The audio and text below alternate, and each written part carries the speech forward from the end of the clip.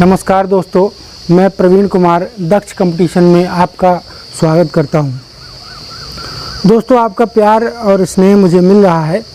मित्रों ने पूछा है कि सर आप लाइव क्यों नहीं पढ़ाते, तो आपको पता होगा कि 1000 सब्सक्राइबर होने के बाद ही कोई व्यक्ति लाइव क्लास ले सकता है। तो अभी मेरे पास 1000 सब्सक्राइबर नहीं है, लेकिन आप लोग इसी तरह से अगर स्नेह बनाए रखेंगे, प्यार इसी तरह से बनाए रखेंगे तो ज़रूर मेरे पास 1000 सब्सक्राइबर जल्दी ही हो जाएंगे और फिर मैं आपको लाइव क्लास दूंगा।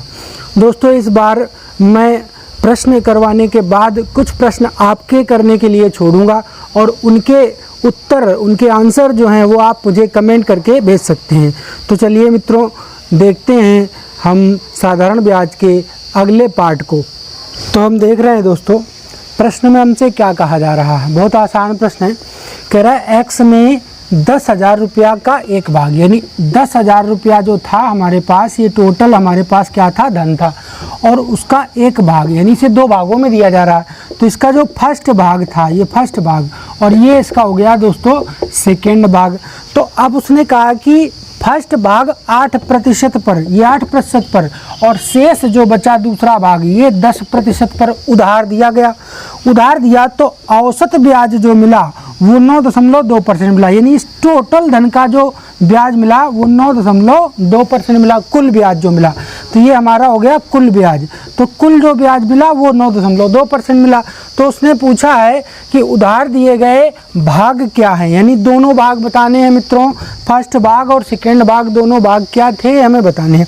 तो अगर हम 8 से 9.2 घटा देते हैं तो इधर लिख देते हैं, तो कितना बच जाता है, 1.2 बच जाता है। यहाँ हमारा कितना बच जाता है दोस्तों, तो ये 1.2 बच जाता है। और अगर हम 10 से 9.2 घटा देते हैं तो यहाँ 0.8 बच जाता है।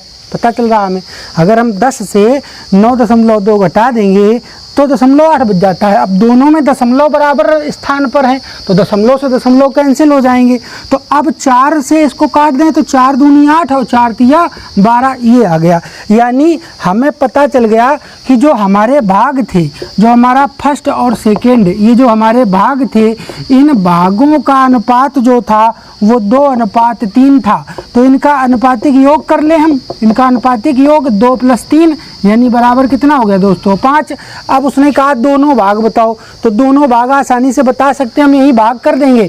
5 का भाग कर दीजिए, 5 दूनी 10, 2000 हो गया, 2 दूनी 4000 और 2 दिया 6000, ऐसे आसानी से निकल आएगा। या हम ऐसे कर सकते हैं कि हमें अगर बताना है प्रथम भाग, तो प्रथम भाग बराबर कुल धन, कुल धन हमारे पास था 10,000 इंटू प्रथम भाग बता रहे हैं, तो प्रथम भाग का अनुपात, प्रथम भाग का अनुपात कितना है 2, तो गुणा 2 बटे अनुपातिक योग, अनुपातिक योग कितना है दोस्तों 5, तो बटे 5, 5 दूनी 10 कट गया, 2 दूनी 4, यानी पहला भाग कितना था 4000 था।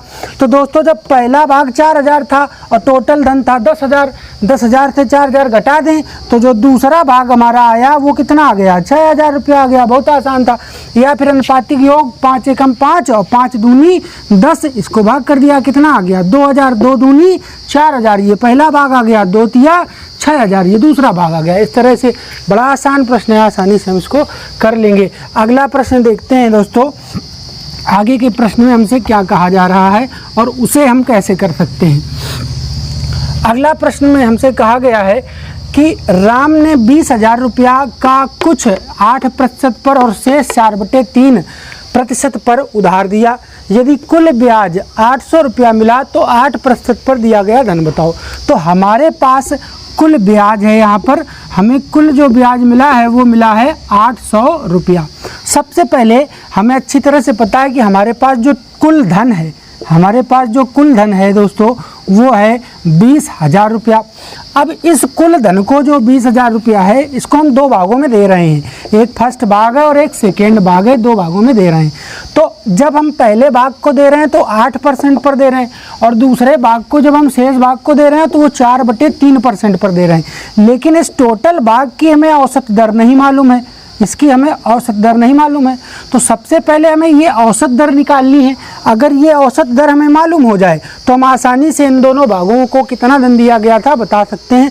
तो सबसे पहले औसत दर निकालिए। तो औसत दर बराबर क्या लिखेंगे हम, औसत दर बराबर कुल ब्याज यहाँ लिख लीजिए इंटू 100 बटे क्या लिखना है, मूलधन बटे मूलधन, और इंटू समय, अगर हो तो समय लिख दो।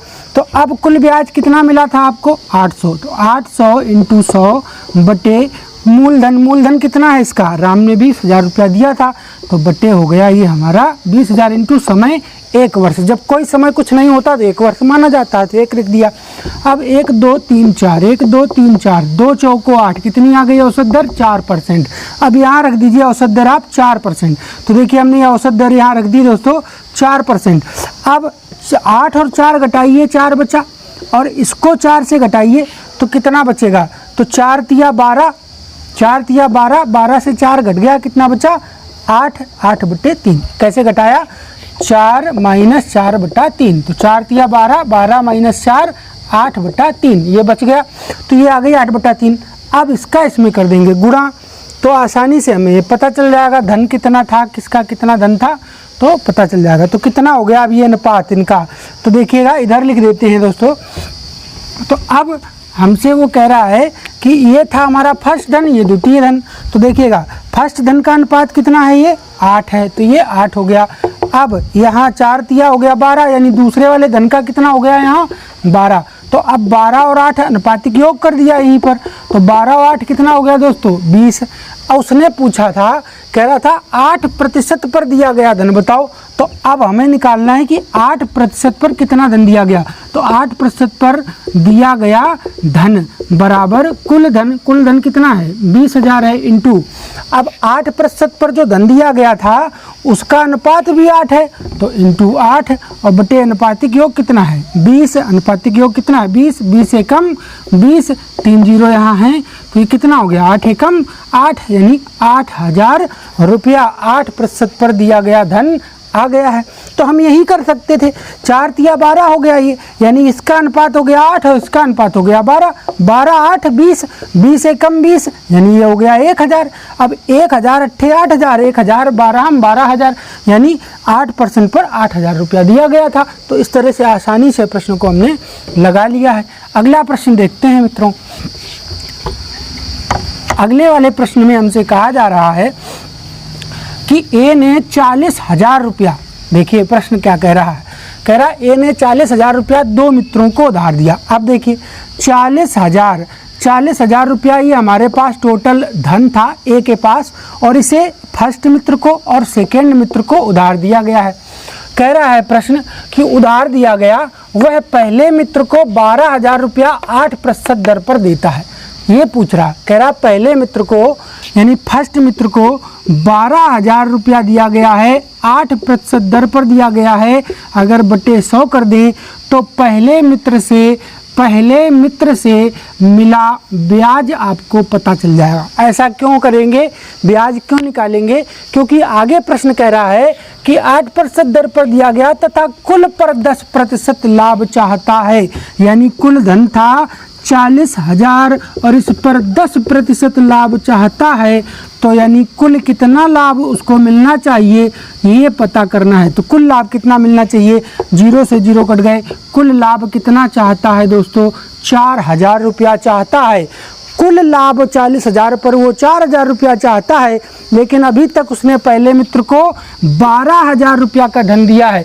तो 12,000 रुपया पर अभी तक उसे कितना लाभ मिला है ये देखना है। तो अब 0 से 0 काट दिए, 12 अट्ठे 96 और एक ये 0, 960 रुपया लाभ अभी तक उसे मिला है। और वो चाहता कितना है 4,000 चाहता है। तो अभी कितना लाभ बाकी है, कितना उसे शेष लाभ लेना बाकी है।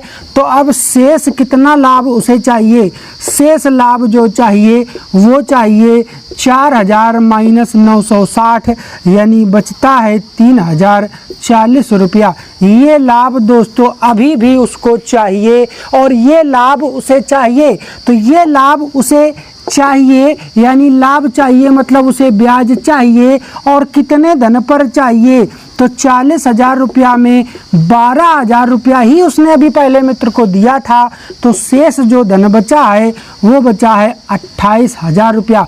28,000 रुपया के धन पर उसे अभी इतना ब्याज चाहिए। चाहिए। तो कह रहा है कि शेष धन किस दर पर दिया जाए, किस दर पर शेष धन यानी ये धन 28,000 रुपया किस दर पर दिया जाए कि उसे 10% लाभ हो जाए टोटल पर, यानी 3,040 रुपया का और लाभ हो जाए, तो टोटल लाभ 10% का हो जाएगा। तो अब हम क्या करेंगे, दर निकालेंगे। तो दर बराबर यहाँ लिख देंगे 100 इंटू साधारण ब्याज, ब्याज कितना चाहिए 3,040 रुपया बटे, देखिए दर बराबर 100 गुणा साधारण ब्याज बटे मूलधन, कितने धन पर चाहिए 28,000 पर, तो बटे 28,000 इंटू जब समय कुछ नहीं होता है तो 1 वर्ष मिनिमम मान लिया जाता है, तो यहाँ भी हमें समय कुछ नहीं दिया गया है। अब 1 2 3 0 हमारे कट जाते हैं, 7 से इसमें भाग करेंगे तो 7 चौको 28, 2 बचा 24 हो गया, नहीं कटेगा दोस्तों, ये 7 से नहीं कट रहा है, 4 से काटते हैं तो 4 सते 28 बचा 2 हो गया 24, 4 छहीं 24 और 4 सते 28 ही कट गया। यानी अब जो हमारा यहाँ बचता है वो बचता है, यहाँ पर बचता है 76 बटे 7। तो 7 में इससे भाग करिए तो 7 दहम 70, 7 दहम 70 शेष बचा 6 बटे है 7% दर पर दिया जाना चाहिए। ये आ गया हमारा आंसर।